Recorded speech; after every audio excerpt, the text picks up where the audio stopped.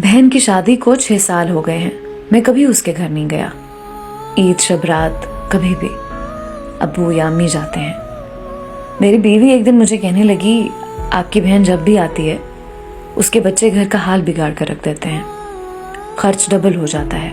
और तुम्हारी माँ हमसे छुप छुपा कर कभी उसको साबुन की पेटी देती है, कभी कपड़े, कभी सर्फ के डब्बे, और कभी कभी तो चावल का थैला भर देती है। अपनी माँ को बोलो ये हमारा घर है, कोई खैरात सेंटर नहीं। मुझे बहुत गुस्सा आया।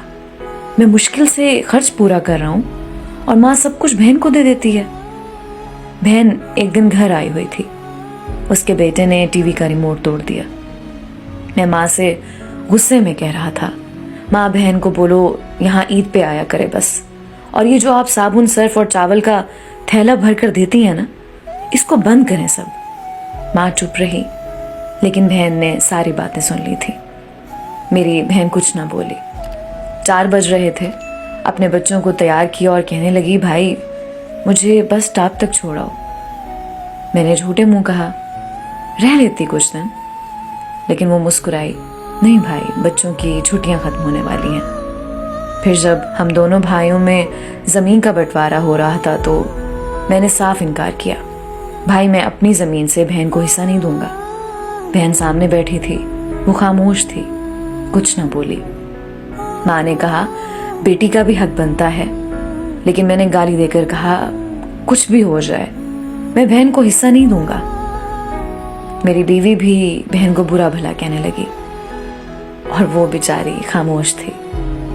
बड़ा भाई अलहदा हो गया कुछ वक्त के बाद और मेरे बड़े बेटे को टीबी हो गई।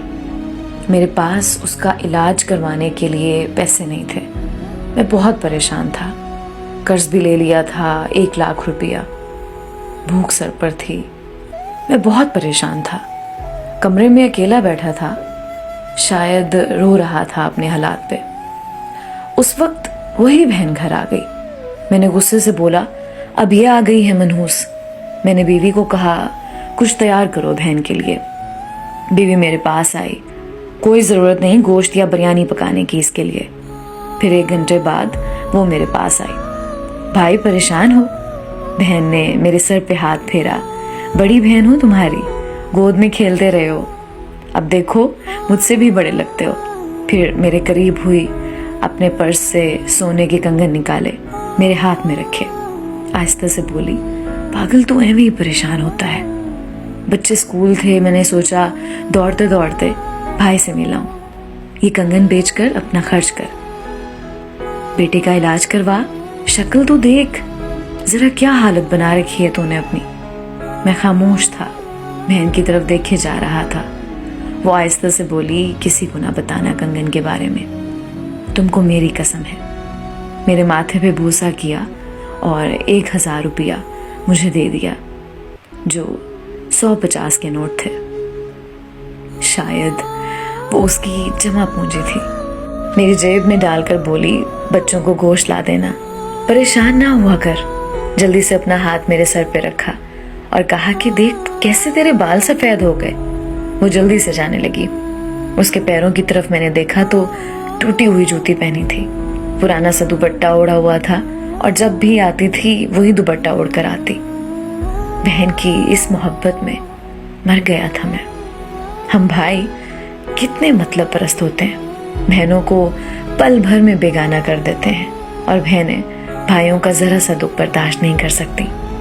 वो हाथ में कंगन पकड़े जोर जोर से रो रहा था। उसके साथ मेरी आंखें भी नम थीं।